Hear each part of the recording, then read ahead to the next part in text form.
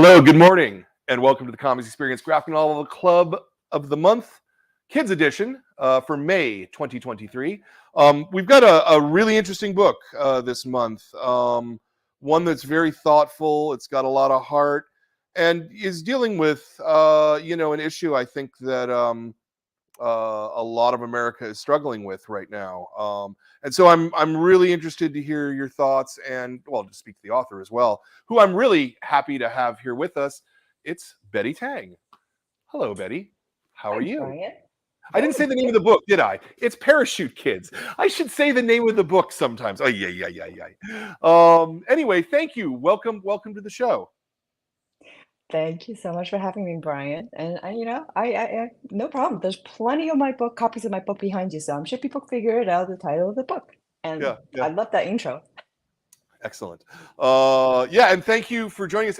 Betty actually happens to be in Taiwan right now. So she's up. It's 1 o'clock in the morning for her. So this is. Yes. I really appreciate you being up at 1 o'clock in the morning to talk about a comic book. So if I'm slow and incoherent, please forgive me. Absolutely will. Oh. So my first question's always the same. I really like this question a lot because I think it kind of gets to the core of what we're doing. But it's why comics? Of all the ways that you could express yourself, of all the ways you could communicate, what is it about comics that speaks to you as a creative person, that thrills you, that excites you? Why comics? Comics is just such a powerful visual form, and visually telling a story, there's nothing like it. Of course, words are powerful, and reading a book, brings you into a world beyond your imagination. Of course, sometimes, your own imagination can fill in the blanks, but there's something great about seeing that world that the author or the illustrator is intending for you to see. And it's just so powerful. And you can convey so much more emotion and drama with comics. I'm sure you agree. Yeah, no, I absolutely agree. I always love this question because everybody gives us different answers, and it's just fascinating to hear creators talk about it to me. I'm gonna just so everybody who's watching at home knows, I'm gonna open the floor to questions in just a couple minutes. So if you do have any questions that you want to ask Betty about the book, please put them in the chat, and we will get to you as we can. But Betty, let's talk about you reading comics. Can you like, what's the first comic you remember reading? That got you interested in the form. Yeah, well, I grew up in Taiwan, so I was born in Taiwan. So I grew up in Taiwan, and all we had at the time in the late 1970s was mangas. So we just read all manga that was available, And I was one of those kids with the flashlight, under the covers after the lights out, and um, I've mentioned on my website that it kind of ruined my eyes, right? So I'm blind as a bat, but it really kindles my love for drawing and the art form. And so I remember my sister and I were doing imitating manga creating our own little manga stories, of course, when Let Nowhere. And the to answer your question, what was the first one I remembered? Um, Gosh, I forget what it's called in English. It's like the three-eyed. Um, it was like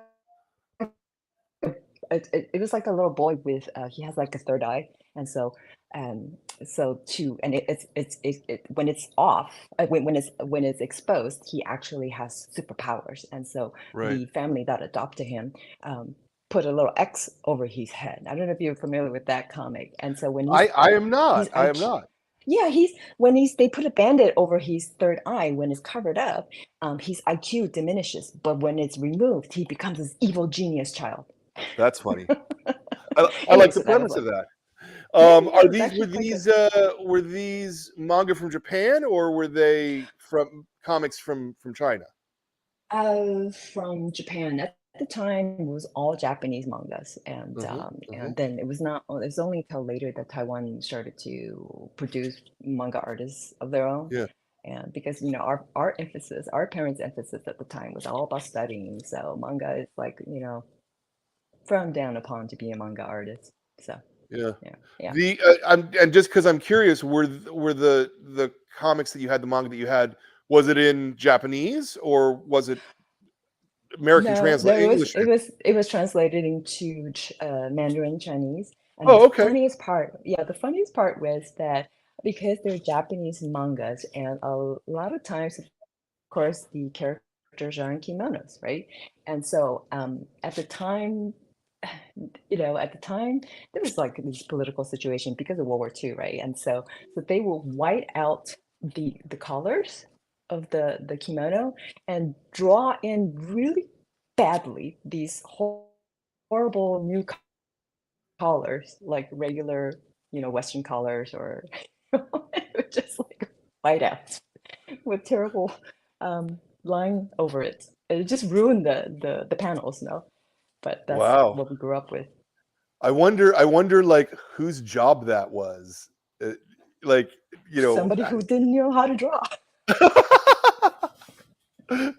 oh, like was it I mean, it someone's was bad. full-time They didn't job even or was try. it like, just random people they got? I don't know. It's funny. Funny idea. Um Yeah. what what's did you so okay, let's try this differently. You said that your and Taiwanese parents was all about trying to get better education, trying to move you forward. Um, when did your parents find out that you wanted to make comics? Um, they always never considered that I was serious. I've always liked drawing, and it's not until much later that I took myself seriously to pursuing this as a career. Um, we were always, as I mentioned in my own book, the Chinese parents' dream is doctor, engineer, or lawyer, right? And so I was expected uh, to follow my dad's footstep, which, as a doctor and then be a doctor. But, I have a terrible memory. And so there's no way I could remember all those medical terms. But anyways, so when I think it was not really a conscious decision. I've always dreamt that I would want to, and then we came to the U.S. and I wanted to be a manga artist, right? But there was no manga at the time. We came in the early '80s, and there was all superhero comics books, and I couldn't quite get into them. It's just completely different culturally and genre-wise, and so I decided I saw the next best thing was animation, so I went to animation. And at that time, I'm the youngest out of the four, so at that time, my parents are like, "Okay, do what you want." So I got lucky. So I went into animation route, and but jokes on me now. After what's some 30 odd years now, I ended up doing graphic novel, which is as closest to a manga that I could possibly dream to have done, right? Yeah, So. yeah, absolutely. Was this your first comic? A graphic novel, no. I illustrated for the Jackie Haha series Right, by right, James right. Patterson and Chris Hmm. Gravenstein, I guess. Is that how you pronounce his last name? Not sure. Gravenstein. Anyway, um, so I there were two books of that series, and that kind of set off my career. And then this is my first debut novel, Right, right. graphic novel as author and illustrator. So Yeah. What? mhm. So how did you get the Jackie Haha job initially? That would pure luck too. I guess the timing has been good. I was on Instagram for for about 2 years. I was Instagram. I was posting every single day of this little comic that I was creating of called Katie and her uh, Angel and Rascal, which is like a rabbit and a squirrel. So I was posting that every day. I created a drawing every day and created a little story of it, and then I got an agent with the original idea trying to publish that. But then that didn't quite take off. But then the opportunity came. I got an offer from Jimmy Patterson's, which is a imprint from Hatchet, yeah, Hatchet Group. And so I was like, how can I not take it? So I jumped the bandwagon and started graphic novel. And then after that, everybody wants me to do graphic novel now, but I can only do one a year. So Sure. it's a long process. Sure, sure, sure. In Are between a you couple picture books. Oh, okay. Yeah. That's Hmm. interesting. So you do pictures books as well. Are you still doing animation or not?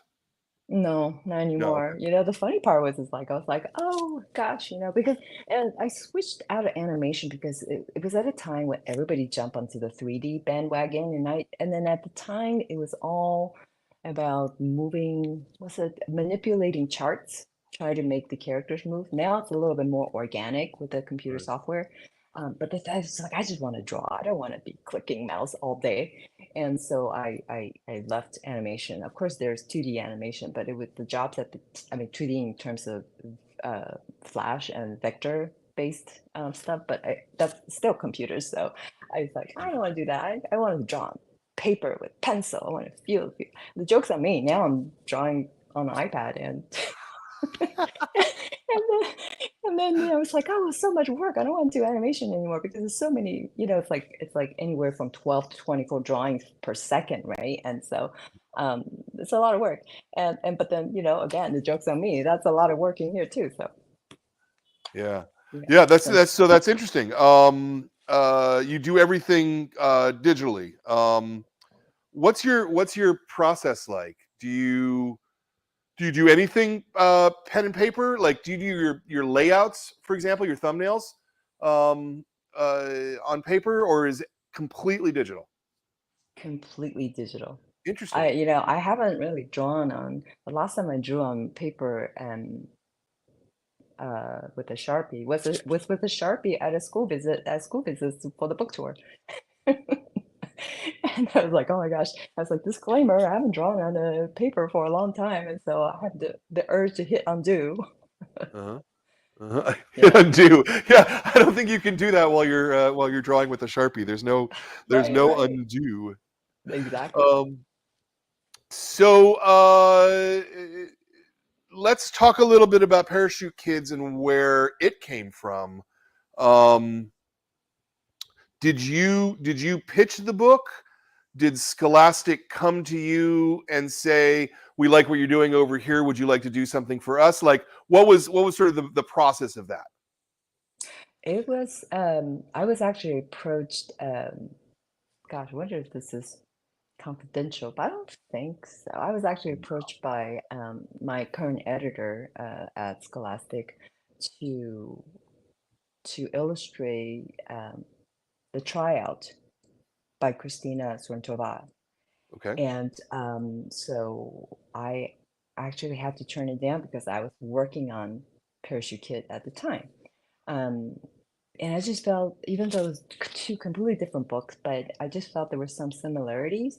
And I just had this urgency. I wanted to tell the story ASAP. So, so my agent decline the offer and then say, "Hey, but Betty's working on this manuscript," and then my editor took a read and they acquired it immediately. It was meant to happen, and I have to tell you, and that's throughout the book tour, I've been telling schools and events that this book, when I found out that the publishing date of this book, the official publishing date was April 4th. It kind of really gave me goosebumps because April 4th was not only the date that April 4th annually is the Taiwan's Children's Day, but also April 4th was the date that my family came to the United States Oh, wow. 42 Wow. years ago. And so Wow. when I found out, I was like, wow, you just feel like it was like universe was like clicking because the whole process of book being acquired and then the whole process of being completed and produced, it was so fast. A lot of people say, what? It only took you a year to draw and then the book is out in another year because sometimes could take 3 or more years now, depending, what's going on in someone's lives. But it just felt like everything clicked right Yeah. away. And so, yeah, That's really great. That's really kismet. great. Yeah, yeah. So you said you were already working on the manuscript Hmm. ahead of time. You didn't have a publisher in mind at that point then. No, no, yeah. I just pitched it to my agent, and then Tracy Mack, who's my editor on Parish Kids, and Mhm, fabulous editor, that she just pushed me to dig deeper and think harder. Anyway, then she just like magically appeared. She mhm, actually approached, my agent Christy and said, "Hey, I like Betty's work, so we're considering her for for the tryout." And so mhm. the rest is history. Yeah, that's no, And then that's happened to, yeah, and then I happened to have like a synopsis, like the first 40 mhm, pages written, and she mhm. read it and she says, "We want this." So. Yeah. What was your impetus to do the book? I mean, I assume that part of it was Mhm. your own experiences, but let me not put words in your mouth. What was your impetus to do the book at that moment, at least? Um, I guess I was telling someone about, my journey, our family's journey coming to the US, um, how we were parachute kids. And so that at the end of relating the story, and he said, you know, you should write a book about it. Of course, I was like, yeah, who wants to read about my story, right? And so I kind of shrugged it off, but the seed was planted, right? And so it keep occurring in my head, and I just felt that there wasn't. I mean, there's stories like there's Kelly Young's middle grade book novel called Parachutes. No, excuse me, that is a yacht. That's a YA novel called Parachutes. And so the topic has been touched upon, of maybe I should define what Parachute Kids is, because that's the question I get a lot. So Parachute Sure. Kids, by definition, is kids who are dropped off in foreign countries with friends or relatives, uh, while their parents stayed behind to work in order to provide for them.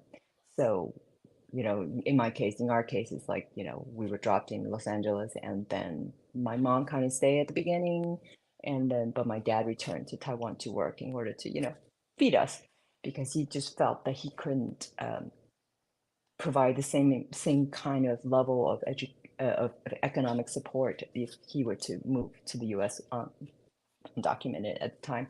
So, so yeah, so that's what Pierce is. So I just felt there wasn't a lot of stories out there, that told the story about this stratosphere of immigrants, because mostly it's like a harsher immigrant struggles, but this middle class, economically, better off, but not so well off, just kind of stuck in the middle, but nobody is talking about this group. Yeah. So I just thought, it's a great opportunity to tell the story. Yeah. One of the things you note, I think it was in the back matter, was that this is not your story Right. exactly. That Hmm. you interviewed a number of people and sort of made I guess a soup of it, as it Right. were, Right. a melange. Um, how many people did you speak to? What was that process like? Because that sounds like that is an interesting story in and of itself.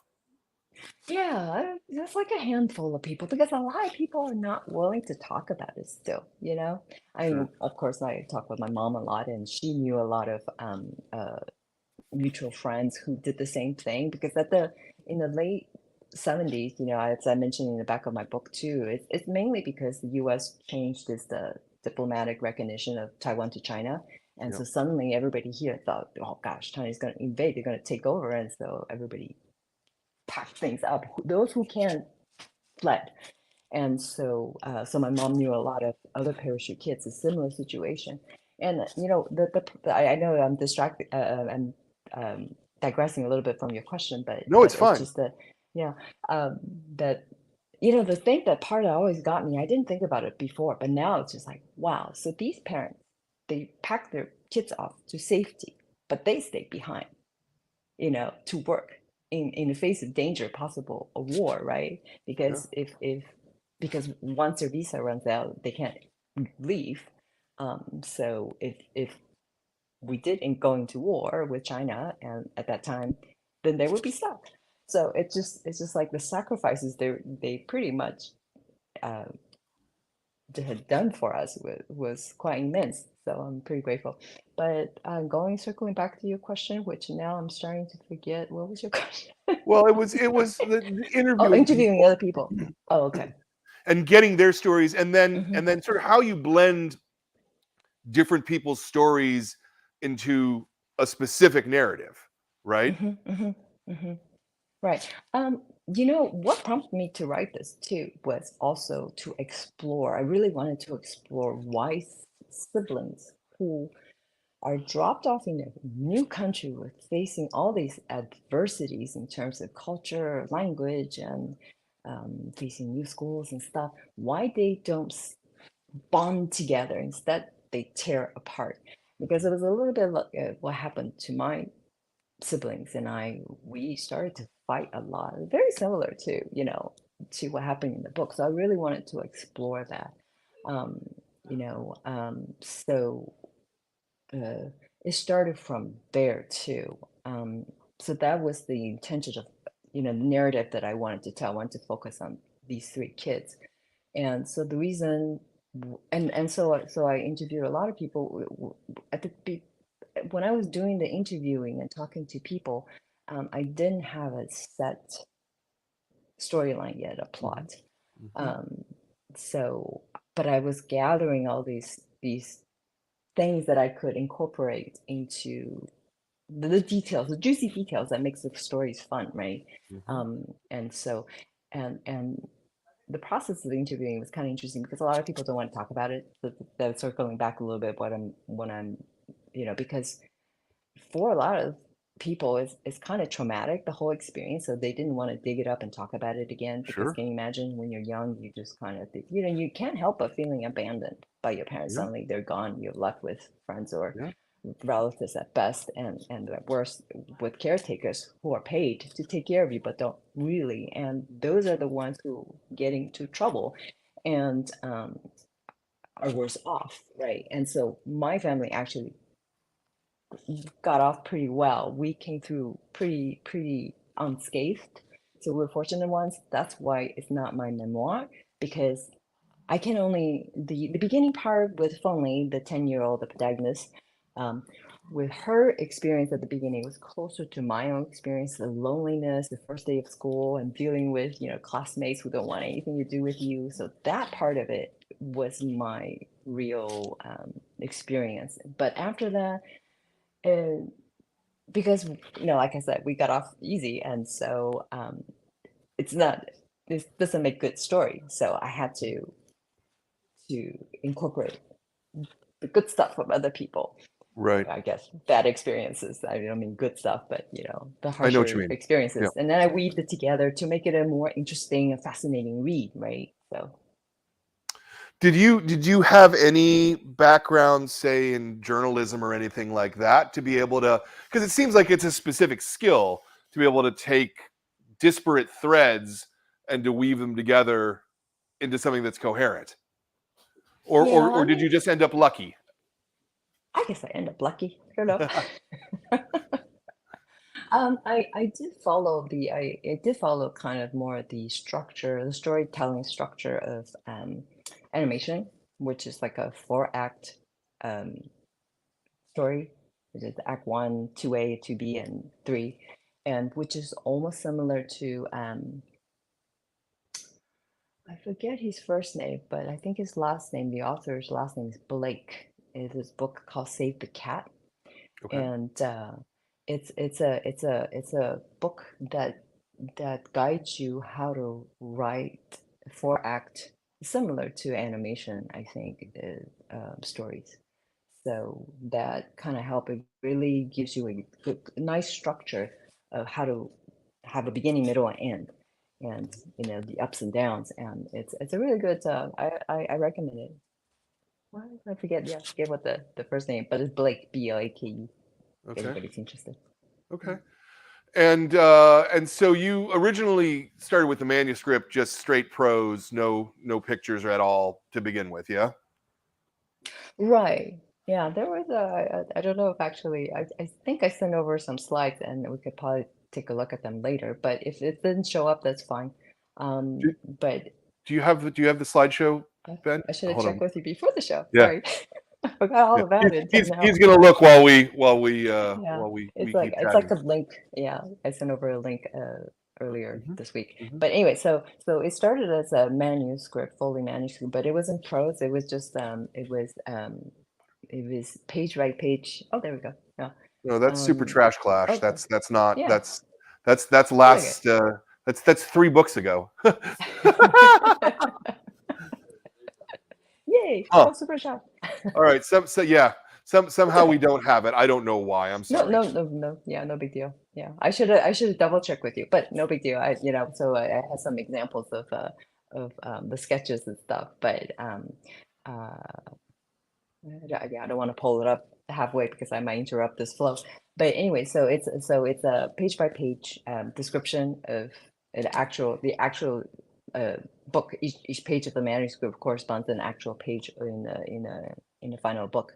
And so it's basically broken down panels, and I'm sure, like typical of what other people have told you, Sure. description and the dialogue and stuff. So. Sure. The was the editing process intensive, just in terms of, it's a little different than doing a memoir, right, where you're taking other things and putting them together. I sort of wonder, like, what was the feedback to make it a better story at the end of the day. I don't know if that question, if I said that, it sounded good in my Absolutely. head, but I No, no, no, absolutely. That makes sense. And one thing, there's any kids on watching later. One thing I always want to emphasize is that um, changes, change requests are always a good thing. At the time, sometimes we're all, so attached to our ideas and our drawings, our words, and we're reluctant to let them go. And that is so normal, right? And so, but when it's someone on the book tour has said that criticism is not good, but feedback is a great thing. So if someone gives you great feedback and you can think about it and consider it, at the end of the day, of course, is your prerogative, is your choice, right? And but if you take that feedback and you say, makes sense. Let me see how I can make the story better from this feedback. Then beautiful, right? And then your story becomes better. But if you end of the day, it's like, well, no, it doesn't quite fit where I want to go. You reject it, fine. But don't reject it right out. Really sure. give it some thought, which I think it really helped with Parachute Kids was that at the beginning I had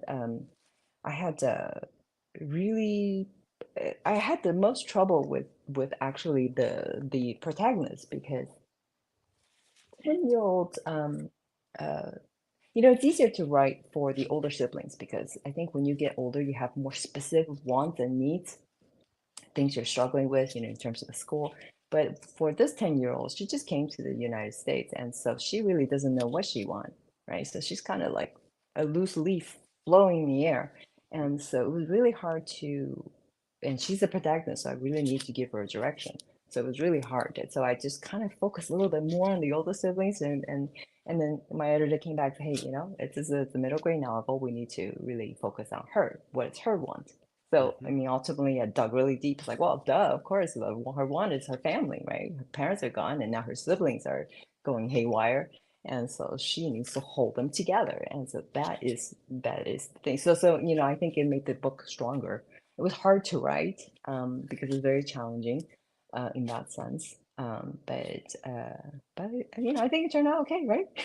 Yeah, yeah. No, absolutely. How long were you working on the manuscript?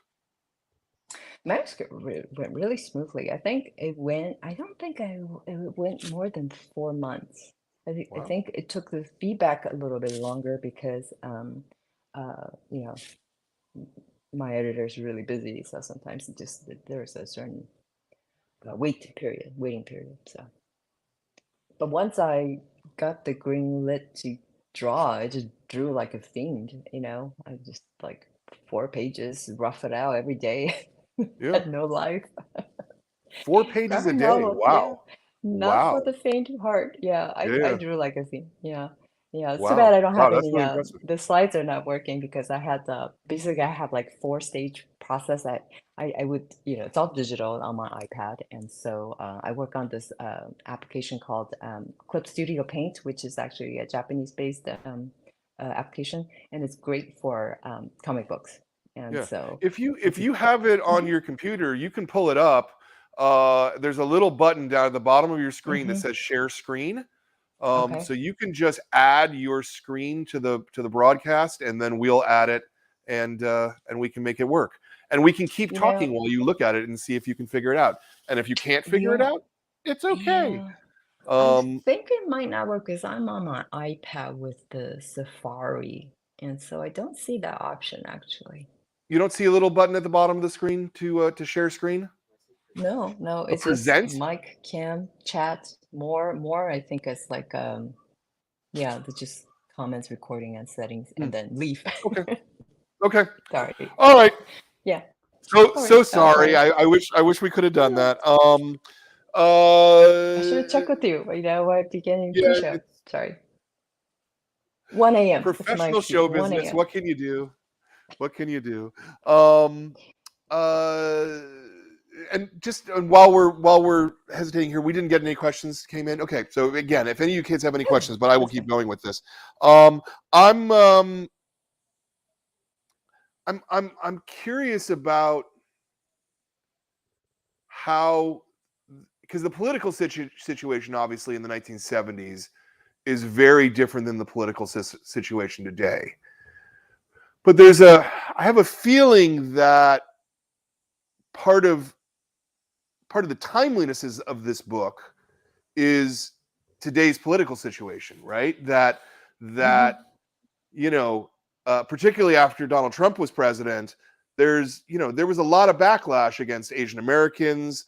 There was a lot of backlash against immigration, and you're dealing with some, you know, relatively hot button issues here. Not in a, that it's obviously this is the story about these kids and family, right? But the undercurrent of the whole story are things that are, really at the forefront of the American conversation right now. Do you have anything to say, to add to that? I know, it's funny, all these families that fled in the early 80s thought China would invade, and here we are again, with the threat across the straits. Um, it's just, it's so it is, and what makes the book relevant for today's climate, even though, because my story is takes place in the 1980s, early 1980s. The reason being that I wanted to emphasize because nowadays it's easier to communicate with your parents. They can keep tab on you just a little bit easier because of all the technologies. Before we Sure. had to, write letters and, phone calls were really expensive on landlines. So, we oftentimes they don't know what we're up to. We don't know what they're up to. So we're really disconnected. And so nowadays it's a little bit easier. So coming back to today's climate, yeah, I mean, especially after the failed democracy protest in Hong Kong, my book is so banned in China talking about this, Wow. but Wow. yeah, it's not gonna Yeah. make it. I mean, it won't make it there anyways. But talking about this, but after the Hong Kong situation, and a lot of new parachute kids were formed, right? Because people there were sending out their kids similarly like what happened with in the early 1980s. And so they go all over the place, Australia, UK, Canada now. And so because it's harder to coming to the US now, I think, because like you said, immigration crackdown is a little bit harsher. I just wish that we are more empathetic towards those who have that need, who just need a helping hand. Um, Yeah. No, I very much agree. I I wonder how much when you were a kid you were worried how much, like, because this seems like almost an unbearable weight for a child, right? That your family aren't around you necessarily, at least not your mom and dad certainly aren't, and you could theoretically be arrested and deported at any minute. I mean, that just seems like Mhm. a terrifying situation to live under as a child. Yeah, right, right. Um, I was kind of a dumb child though. They kept a lot of stuff from me. I really didn't know what was happening. I just knew suddenly we were here. I was in a new school. I didn't have any friends, and that's all I cared about, right? And then my parents weren't around. It was just very strange. In fact, actually, somebody mentioned it a couple weeks ago, after reading Parachute Kids, and she's actually Taiwanese as well. She says, "Wow, you know what? Growing up, I knew a lot of kids." And I was like, at the time, it's like, "Wow, how good, how great! Their parents are not around. So much freedom." Yeah, And then, but then after she said after reading the book, and she said, "Oh wow, they went through a lot, right?" And of course, this is just one story. You know, each family and each have different experiences, and I try to emphasize that. I don't want people to feel like this everybody goes through the same thing. And a lot did come documented, so I don't want to portray that everybody's not documented and taking sure. advantage of the loophole. So um but But a then meaningful it is, percentage are, and yeah, that's, meaningful and that's a percentage are. scary thing. Mm-hmm. I Mm-hmm. I if I I obviously your parents and all of the parents who bring their undocumented kids here are doing it to give their children a better life, which Mm-hmm. is the highest thing that a parent can ever do. But at the same time, it's, I don't know if it's selfish is the wrong word. There's something that is hard for me as a parent. Like, I can't imagine doing that with my kid who's now 20, so he's fine. Mm-hmm. But I don't know. I'm have this swirl of emotions around it, I guess. Mm-hmm. It must have been impossible for the parents as well to do that, but um, just there's a lot of big emotions there. That's what I'm trying to say. Absolutely. I think you're absolutely right. And that's why I didn't want to portray the parents, because a lot of times these kind of books can portray the parent as the villains. But Yeah, I always I emphasize all the times, is like, parents who pursue a better opportunity and future for their children are not villains. At the time as absolutely. children we might not understand. But it's a huge sacrifice for them too. They chose to break up the family, you know, Yeah, in order to provide the children with a better life. And so I just think that's why I didn't want to portray them. I wanted to give them a voice as well of their intention why they did it. And so, and a lot of parents later on regretted it, because it really broke up the family structure. And then it created this, especially earlier people who came, it created this I an ocean apart, literally, of a distance between the kids and the family. You just don't feel intimate yeah, together because you're apart most of the time. So yeah, I can't imagine either, to having to make that decision, but yeah, they felt that it's what's the best uh, choice that they made at the time. yeah. I mean, particularly in the circumstance with Taiwan, where the reason it was being done was because they feared a war with mainland China, a war which still has not occurred. You Has not know, occurred. 40 years Right, later. right. Uh, and so it's almost like, did I make the right decision? Because the thing that we feared never came to pass. And yet we Mm-hmm, had to put all of these barriers in for our kids. mm-hmm.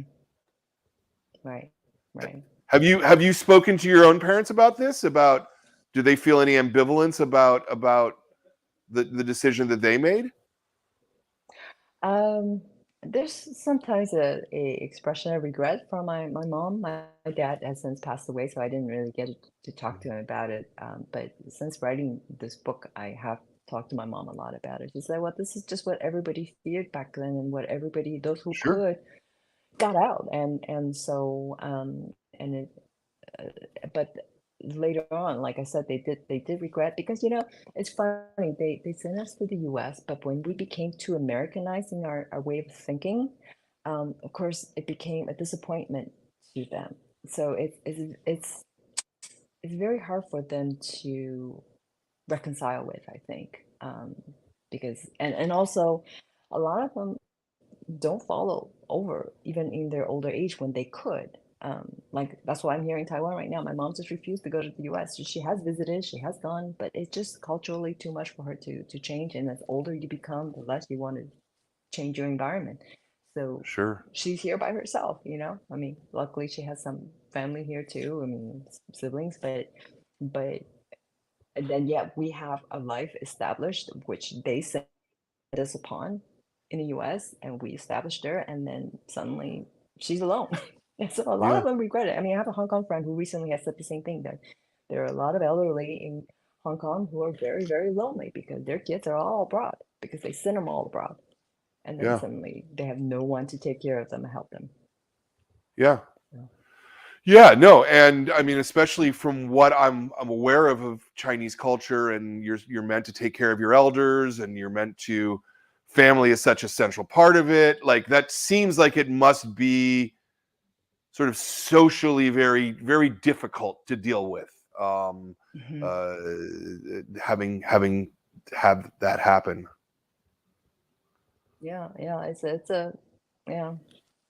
But life is like that for everyone. Everyone makes difficult choices, Yeah, no, in of various course. degrees. And so, Yeah, no, so, I mean, I wasn't looking to yeah, like, right, oh right. no, they're bad. That wasn't what I was trying to Yeah, say. no, no, no, no. I I get I'm that. trying to express empathy, I think, for not only the kids but for the parents as well, because it Mm-hmm. that must have been a very difficult thing for everybody involved. Yeah, Have you yeah. shared the book with your mom? Has she looked at it? She doesn't care about comics probably. She, yeah, she doesn't quite get it. She doesn't know what the hubbub is about.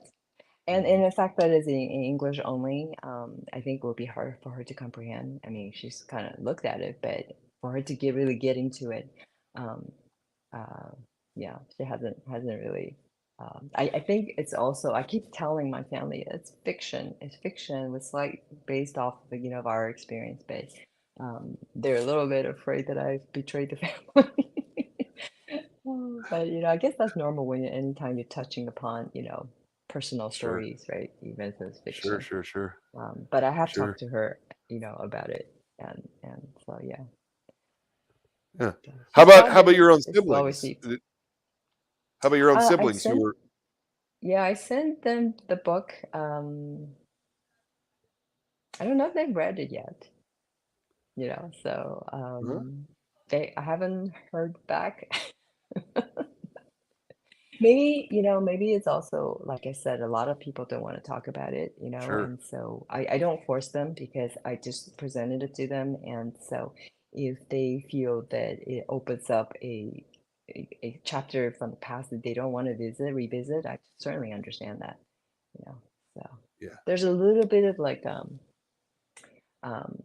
some reflection of their past, I guess, in there could be, but it's there are four of us, but there's only three in here. Like Sure. my middle sister feel like, hey, my nephew's like, you cut my mom out. I'm like, no. Well, at least you know your nephew read it. So Right. Yeah, I'm not sure about that, but because it's like three on the cover. So right. Yeah. Um. anyways, and yeah, I don't mean to turn the conversation a little bit too serious, but it's a very serious topic. But I try to insert a lot of humor and light moments in it. So I hope that came through.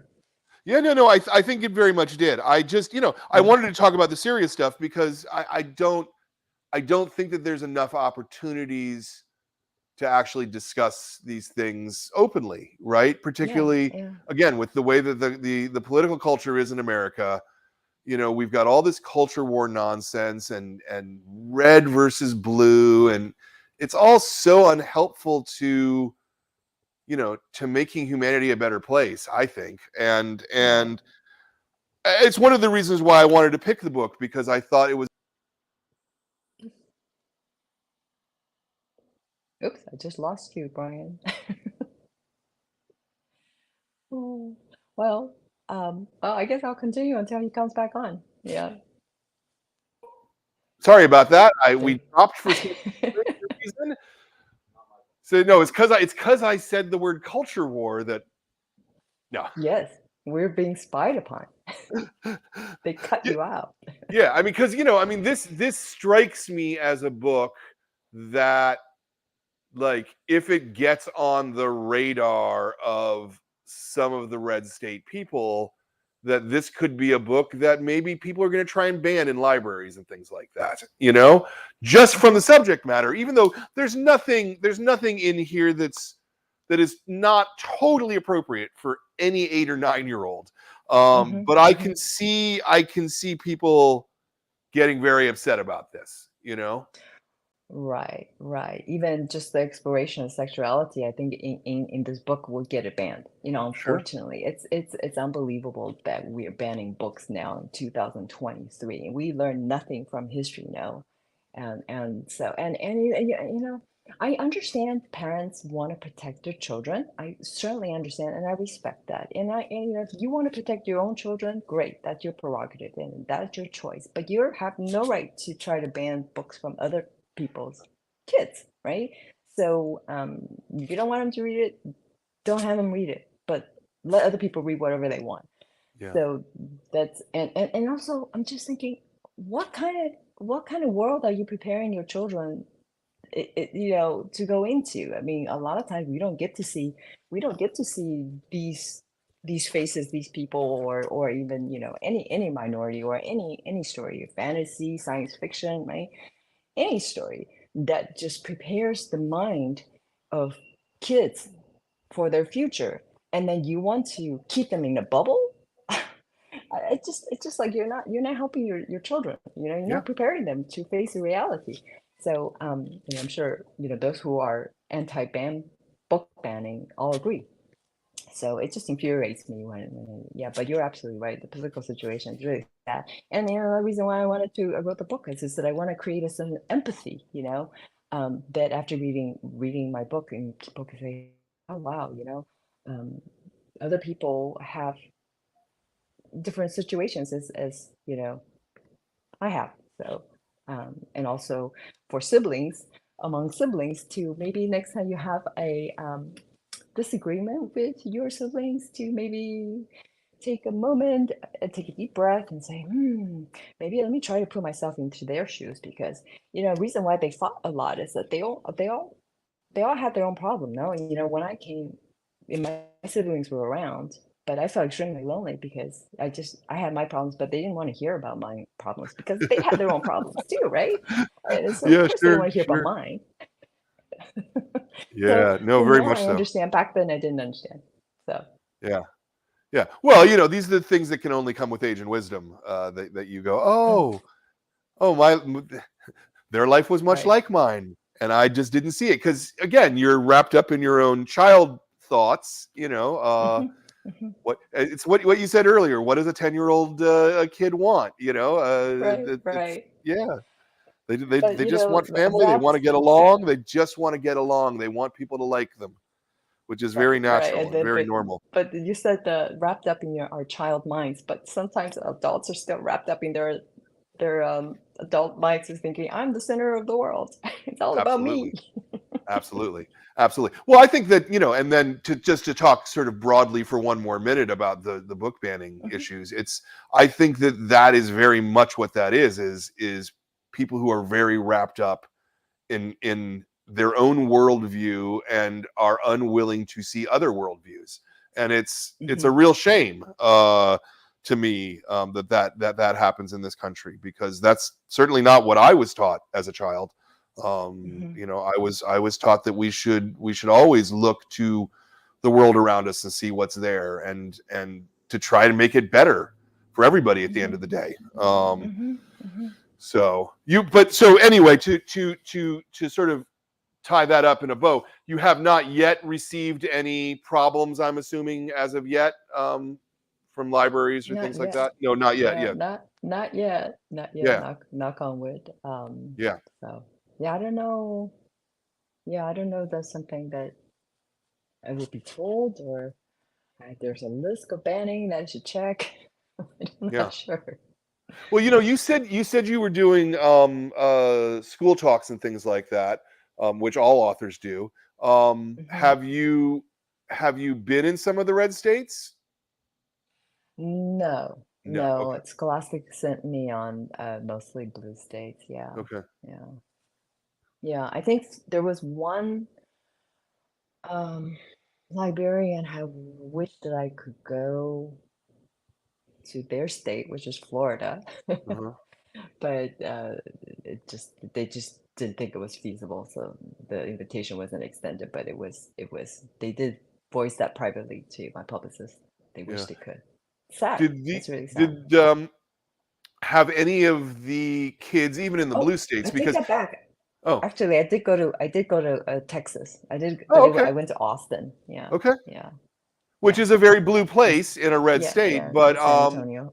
were the nature of the questions any different from the kids, or were they No. just focused on the kids trying to be kids? Yeah, kids trying to be kids, they don't, kids grow up not knowing any of this political stuff, right? Yeah, But you only and the book banning, the more you want to ban it, the more they want to read it, right? And so it's like, yeah, what's the big deal? And so they just ask kid questions. yeah. It's the adults later on who inject all these ideas into their heads. Right, right. Okay, and with that, I will stop injecting ideas No, around no, around no, no, that not right at now. all. We'll go back Yeah, to not at talking all. about the book. Okay, so you said it took you about 4 months to do the manuscript. That was probably your first Mhm. draft, right? And then another couple of months to revise it, or was it 4 months altogether? I want to say 4 to 6 months was total. Wow. Okay. Yeah, Okay. yeah. It just, the whole thing, like I said, I just felt like it was a kismet of the universe, It was just like I was meant to write this book. It just came so smoothly. Um, um, so yeah, and yeah, I guess, yeah. Yeah. And And even currently working on book two, and it's because this originally acquired as a two-book deal, so there is a sequel coming. So I'm working on it oh, very right now, nice. and so the second manuscript actually went pretty smoothly too. And Okay. so either I'm a good author or I just got lucky. Yeah, well, or you found something that you can talk about, in a Hmm. smooth way. Hmm. You Hmm. said you were doing your layouts at like 4 pages a day, which is incredibly fast. I can tell you, I talk to a lot of cartoonists. That is incredibly fast to be able to do 4 pages a day. Three, Um, four. I target four, but my hand cramped up after, a lot, so I have to pace it. But 3 to 4, three at the minimum, I try to hit. yeah. So that suggests to me that it was maybe 3 or 4 months really for you to lay out the whole book. Sketches. Yeah. Yeah, it's about 3 or 4 months. Yeah, yeah, Wow. Yeah. yeah, That's three really or four months. impressive. That's really impressive. Oh, thank you. No, Y- so right, they didn't require too much changes. That helped too. So, um, so yeah, I think pretty much what you see in the final book is the first draft of the sketch. So That's no, that's that's really pretty. that's really interesting. Hmm. And then after you do, you have your layouts. Are you are you doing? Because everybody does it a little bit differently. Are you doing multiple passes through the book after that, like to pencil it and then ink it, or are you going pretty much straight from your sketch to the finished artwork? Um, I I have like an initial. The reason I think maybe that's why it went so fast is I have an initial, like what I call my blue vomit faces. It goes back to the animation days where we used to use blue pencils to rough out the very first draft, and it basically is just like nonsense circles and Yeah. stick figures and laying whole pages out, and then I would do sequences of it. I think that helps really. I don't do little thumbnails because I just feel like they don't do any. I tried to do that before, but my thumbnails are usually don't translate very well, and I feel like I'm just wasting my time. So I might as well just do like a full page layout, but it's in blue.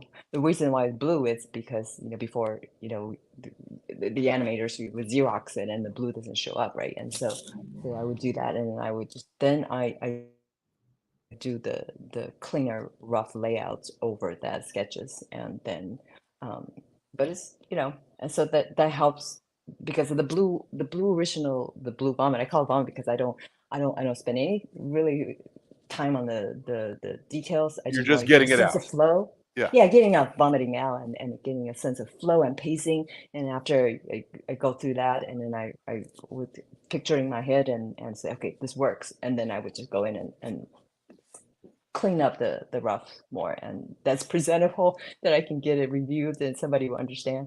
And so, right.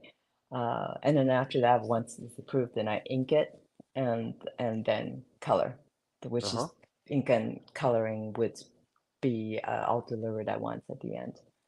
Okay. That they don't need to require another pass of approval for inking. I don't recall. Yeah. Yeah. So. Yeah. No, I'm because once they've approved it, then it's just what it looks like finally. How much time in the vomit stage are you like? What percentage of your time is going into making the layout clear? If you see what I mean, right? Because to me, comics are really about taking an essential image and then juxtaposing it with another essential image, and then the space between those two things are what or where the audience comes in. That's really technical, I on that level. But how much of your thought is in sort of how the flow of it goes versus, okay, here's the stuff that I have to show. Does that make sense? Did I ask that in a logical way? Um. Because you've written a manuscript, right? And your manuscript Mhm. says X happens, Y happens, Z Mhm. happens. But Mhm. when you're actually vomiting, Mhm. how how firmly do you grasp that, and how much of it is, Uh, oh, it will look better if I do it this way instead? oh, I see. How much did I stay on script? Right? Kind of, yeah. Kind of. Yeah. Yeah. Um. Um. Inevitably, I mean, when I write, I mean, it's advantage being able to write your own manuscript, because I already kind of visualized it out as I wrote it. And a lot of times, I think and I try to stay on pretty closely, but there are times when I start sketching, when I start vomiting, I would find better ways, than how I had described in text. So that's the advantage of being author and illustrator. You could just change it, I will, as long as the text remains the same. I think Yeah. the toughest part for me is the sometimes fitting all the words in there because Hmm. I mean, as you can see from the book, there's quite a lot of text and Mhm. trying to pack it all in there was the hardest part, I think, without disrupting the visual flow. Sure. I Sure. don't know if that answers your question, but No, yeah, it does. some It wiggle. does. There's some wiggling. Yeah. How often do you think about the page turn? I try. This book actually got a little bit messed up because originally it was designed for, I think originally when I wrote the manuscript was 320 pages, and then they came back to me and said you got to cut it down because I think they gave me a page limit of 282 of Right. that's why there's 282 pages of so I packed it all in before I really had designed it where all the shocking parts is always after a page turn, so it's not Right. revealed, but I couldn't do it. So it got messed up. So that was my main regret for this book is that I wish they would just left me alone. But then I was grateful because I probably would not have my deadline to add another 60 pages. And when you're working on the sequel now, are you now aware that you've got a smaller canvas, and so you're right? So you've gotten better. Your muscles are working I've better, learned. You've learned, But right? you learned. Exactly.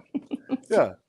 No, that's good. Yeah, That's yeah. good. And page and then book two, I am trying to retain the patron. Yes. Hmm. Hmm. Hmm. Yeah, and then the flow and stuff. Not to Yeah. spoil You did things. your own coloring on this. Is that right? Mm-hmm, mm-hmm. Hmm. Yes, yes. Hmm. And coloring is actually my least favorite part of it all. I think it's just the beginning part with the sketches is always the most fun for me because that's the most Sure. creative part. Then once, that's all approved, and it's like, okay, put on my headphones, time to ink, and Right. time to click, click, click, click, click with the inking, but with the end with the coloring. But I'm so grateful now that it's all digital because it's so much easier to color and to fix things. And speaking of fixing things, let me know if the time is up, because it's like an hour No, we're we can having we this, can but keep talking. We're oh, fine. okay, okay. Okay, good. You're you're you're So you're at 2 a.m. and you're the one who probably should be like, I gotta go, dude. I'm wide awake now. It's Okay. but Did you do your own lettering here, or did somebody in Scholastic handle this the is layouts and actually a lettering stuff? font they picked. This is a font they picked out for me. Yeah, yeah. Hmm. And so Hmm. so I have terrible lettering. Yeah, so Yeah.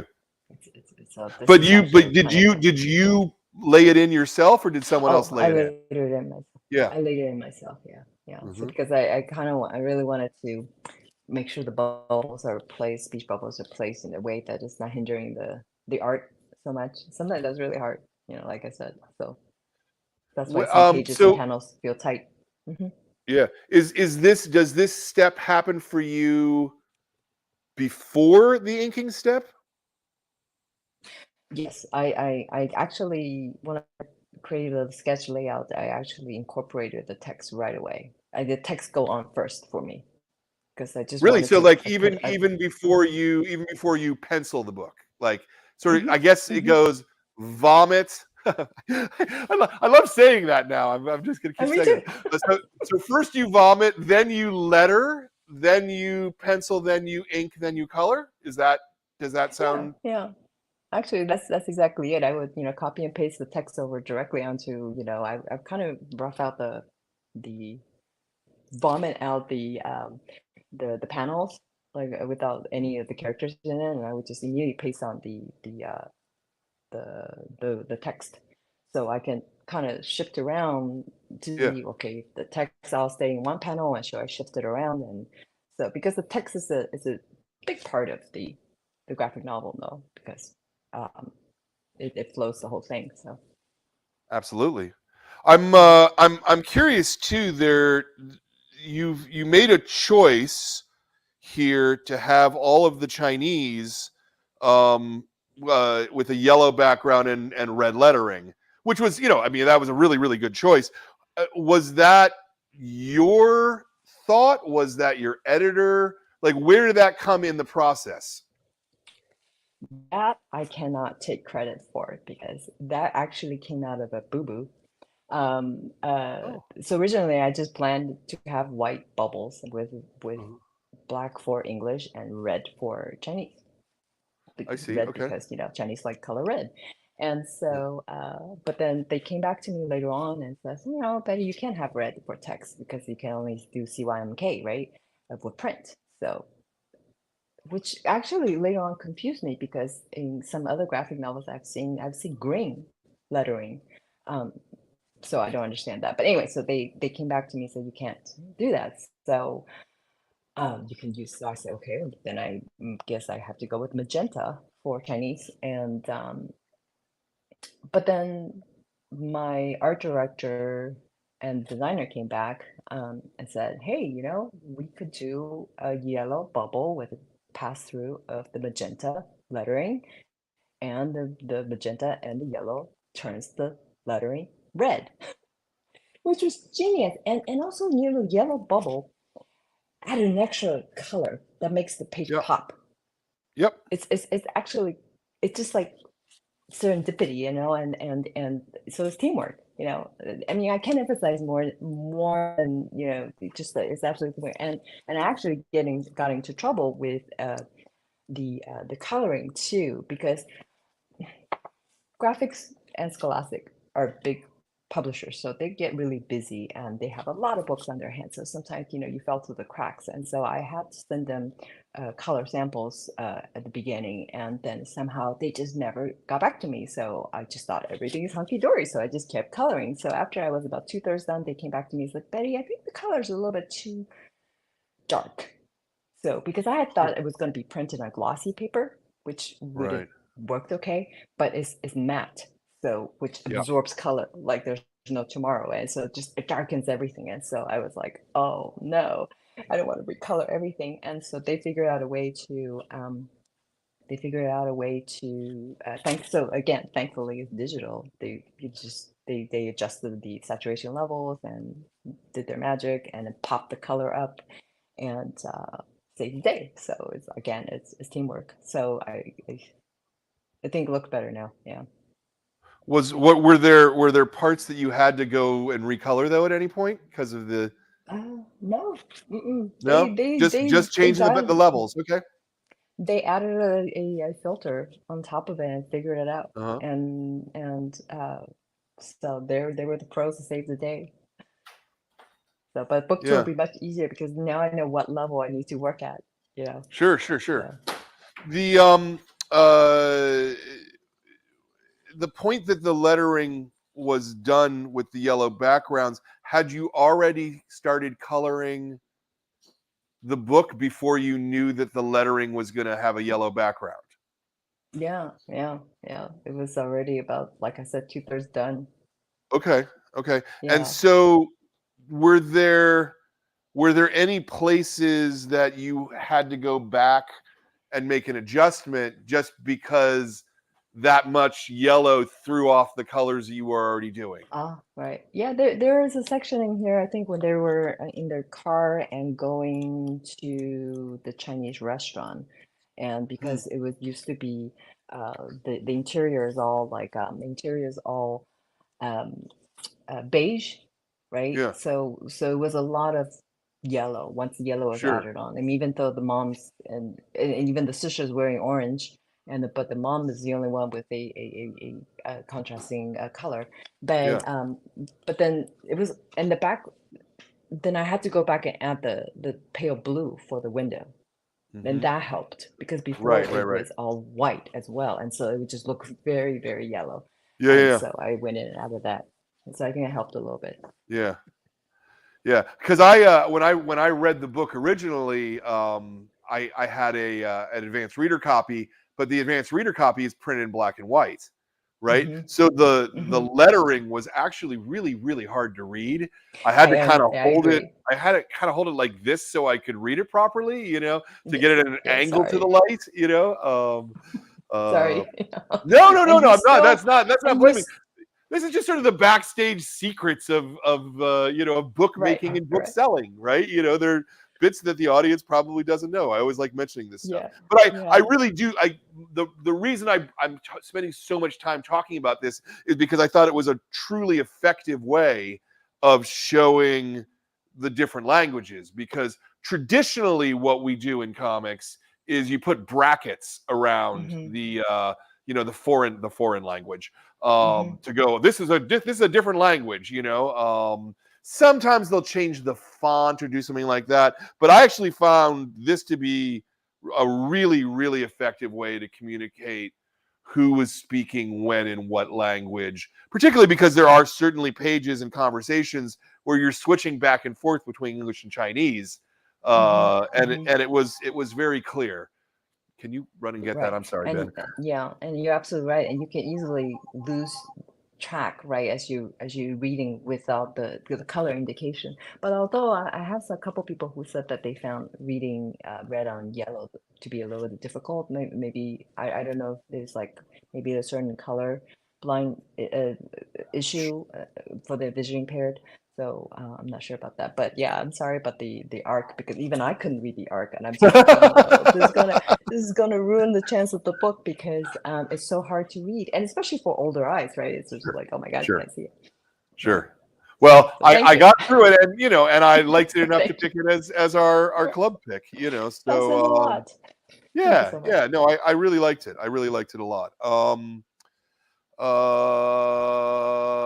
don't know. I think I've gotten through most of my questions here. I'm really. I thought this was just a really good book. I really did, Thank Betty, you. and I, it does the thing that I think comics do kind of ideally perfect, which is show you another culture and put you in the eyes of someone else. And it's Hmm. my favorite thing that comics can do, and I think you just really achieved it in a really spectacular way here. So Thank you so much. I appreciate yeah, it. yeah, And the level of support and the embrace it for the book is beyond my wildest dreams. You're always nervous when your book comes out, and then sure, the reviews have been phenomenal, and then just speechless. So thank you very much, yeah. and No, that. for this interview and opportunity to talk about it. It's been Oh so yeah, wonderful conversing with you about it. yeah. I'm actually really excited that there's going to be a sequel coming out to this. Oh, good. And it's interesting because I guess I can see where a sequel can go, but it's such a self-contained book. Hmm. If there never was another one, this would be fine, and if there's going to be more, that will also be fine. Um, do you do you want to and say no? Do you want to give any kind of idea of what the next book may be about? Well, I guess without giving anything away, it just picks up exactly at where it's left off because they ended up in they write in February and the book ended in October. So the beginning of first book, a second book is Halloween. So it's picked up right at Halloween. So their life continues and their struggle continues. Yeah, and the reason why I kind of left it an open ending because so some people have commented like, oh gosh, the book it ends, but it doesn't really end. It's not really like wrapped up in the bowl. We don't really know what happened, uh with the brother and he's friend. And I don't want to give anything away, so that's why I say friend. I didn't mean to be but anyways, and what happens, their parents came, but then they left again. And so what happens to them? So, but I left it open ending because that is the reality of immigrants, right? I mean, Sure, especially with parachute kids, is that their life is very uncertain. So to present anything with a certainty, it sure, felt disrespectful to their experience. So I yeah, wanted to leave it open ended. yeah. And it was open ended, but it was still satisfying. I thought. I mean, I felt like it had reached a conclusion. So, um, Mm-hmm. yeah, no, I think you really did a terrific job here. How far into book two are you? Is it all Um, written? Is it it's all written with maybe this probably there's still tweaking coming, but I kind of got the green light that I can start sketching, which nice? I think it's supposed to be slated for spring 2025. Wow, So fast. I gotta draw fast. Yeah, yeah, They had wanted a year later actually, and then I just couldn't do it. yeah, yeah. It's just too much. Cool. That's exciting. Yeah, That's yeah, exciting. yeah. So Uh, keep drawing. yeah. I'm Is about. I there think is I'm there anything almost. else you'd like to plug? That kids at home may be interested in? Uh, no, I mean, I have a No? picture book coming out called The Worry Balloon, but I think Okay. maybe it's a different age group and a different genre, but it's focuses on a little girl. It's written by Monica Mancias or Mancilas. I hope not mispronouncing her name, and I illustrated it, and it focuses on how did you cope with your first day of school and mental health issue, and how to let go of your worries into the worry balloon Yeah. and Yeah. release anxiety. So Oh, that that that's my no, that plug that's for another that book. sounds that sounds cool. Let me ask you another question then, Hmm. just before we wrap this up. The difference between illustrating someone else's script, Hmm. the Jimmy Patterson stuff, and illustrating your own work. What would you say that the difference is for you? if any? Maybe there's not. Um, I I I felt I think it's just a little bit more restricting, in a sense, not in a bad way, but a script has to be written, right? It has to guide you and with the dialogue and stuff. But I think sometimes I wish that they could, and they were really good about me making changes because sometimes you just feel like, like I said, even my own book with the manuscript I've written in a certain way, and as when I start sketching, I just feel like there's a better way of presenting it, and so I would take liberty in doing it because it's my book. But when it comes to somebody else's manuscript and to change in Jimmy Patterson's uh, James Patterson's book, with Jackie Haha, the it was different because it was already adapted from for a middle grade novel. Sorry, yeah. 2 a.m. started to hit me. And so there's the adaptation there already, and so I didn't want it to go straight too far from it. But when sometimes Sure. there is, I feel like there's a visual way that is better representing what they're trying to do. Um, I would just go ahead and do it and then see what Yeah. happens and see if they notice. And most of the time they came back. If they agree, they don't say anything. But I always felt a little bit worried when I take liberties. But that's the only thing. And then sometimes I wish that maybe even with picture books, I know authors want to they have sometimes they see visually how they would like their books to be presented. But I would sometimes I wish there's less indication of art notes unless it's Right. absolutely necessary. Just leave it to the artist and trust the artist. So I think that's the only difference. But then you know a guideline will help the deadline uh, be met a little bit easier, I guess. Sure. That would Sure. be No, the that only that makes all the sense in the world. All right. Well, yeah. so and let's wrap up with the last question. The last question is always the same with every interview, just like the first question always is. I also like this question. Um, this is a series of interviews. Obviously, we've got 200 cartoonists that we've spoken to, so we get a lot of people who watch these and listen to them who want to make their own comics. And the thing I hear from a lot of people is that they just sometimes they don't know where to start. They don't know how to start. They're nervous about their own skills. They don't think that they're good enough. And so I'm wondering what would be the piece of advice that you would give to someone who's trying to start out in comics. It can be something physical, it can be something emotional, it can be something spiritual, it can be anything that you want it to be. But what would be your advice for someone who wants to make comics but isn't quite sure how? Wow, that's a loaded question. Yeah. Um, Mhm. because we all come from somewhere. We've all been there, right? We all have that Yeah. question now. How do we start? And you start by the first word, by the first drawing. But if you're writing your own comic, I would, yeah, I guess if you're not text inclined, writing inclined, yeah, just start drawing. But if you can, to it makes it easier to write it down all down first, and it just makes the changes less because it's easier to change words than drawing, right? If you start sketching everything, I think it's just very hard to make changes because you're more attached to all these beautiful drawings you've made. But if you're just written it down, my process is that I always just outline it, write a simple story out, and then fill it in to make it more rich.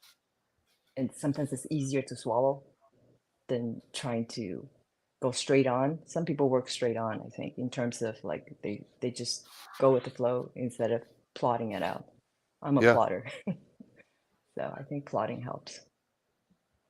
Very good. That makes a lot of Does sense to that does me. that answer the question? Yeah. Okay. No, there is no answer to that question. That's why I like that, because it's Mm-hmm. the answer is it's just like why comics. There's no correct answer. It's whatever you think the answer is. Right. So Right. Just create. Have fun. Have fun. You have to yeah, have fun with it because it's a long process. it is a long process. Yeah, no, I mean Mm-hmm. it took you 8 months, let's say, to make this book. You know, Mm-hmm. it's a long time. It's a lot of your Mm-hmm. life. So. Anyway, let me you stick put for a second. We're going to go to a one shot of me, and I'm going to do a little housekeeping here to wrap Okay. things up. So first off, if you are sitting at home and you need a good book to read, and you want to know how the world works, and you want to feel empathy for other people and other situations in the world, I really recommend Parachute Kids. It's thoughtful. It's got a lot of heart. It's got so much heart. It's ultimately about family, and it's about universal things that I can't imagine that anybody would have a problem with. And yet it also deals with some contentious stuff in the world today, and it deals with it in a way that has a lot of soul. So I really, really recommend this book.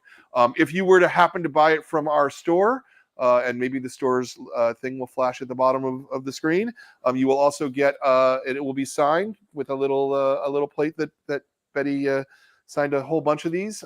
So that's a bonus, and it's free to do that as well.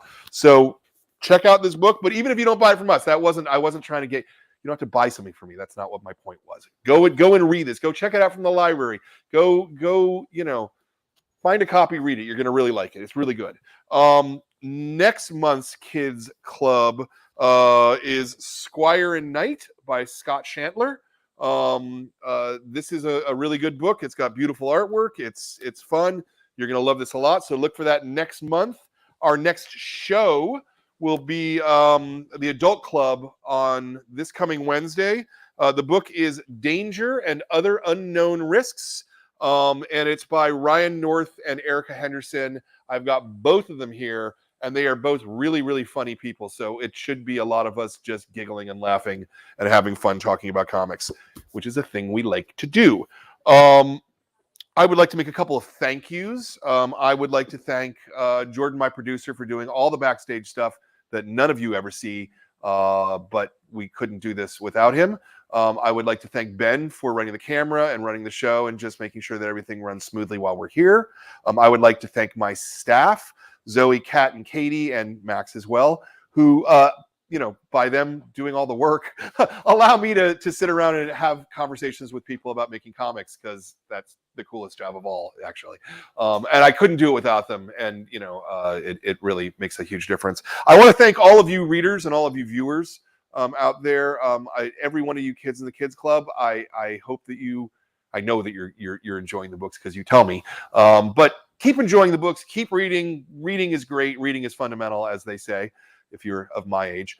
And I want to thank all the people who make comics, like Betty right there. Betty right there. There's Betty. I want to thank you for making comics, because we wouldn't have things to talk about. I wouldn't have an entire store full of comics if it wasn't for you and people like you. So thank you for making them, because it makes all the difference in the world. Thank you for, sharing them with your readers and helping us getting the word out. Without you, it's a symbiotic relationship. Without you, there It is a wouldn't be us. symbiotic relationship. So it starts with Thank you, you so honestly. much. I mean, I just sell this stuff. It's that's a little different. Anyway, thank you all for watching the show. Like I said, we'll be back on Wednesday, and then we'll be back in a month with the next Kids Club. We will see you then. Thanks very much for watching this episode of the Kids Graphic Novel of the Month Club. If you enjoyed what you were seeing, please subscribe and hit the bell up in the corner. We'd like to invite you to join the club. Every month you'll get a great new book curated by our staff, and it's a fantastic program. So please join. That address is running along the bottom right now. Thanks very much.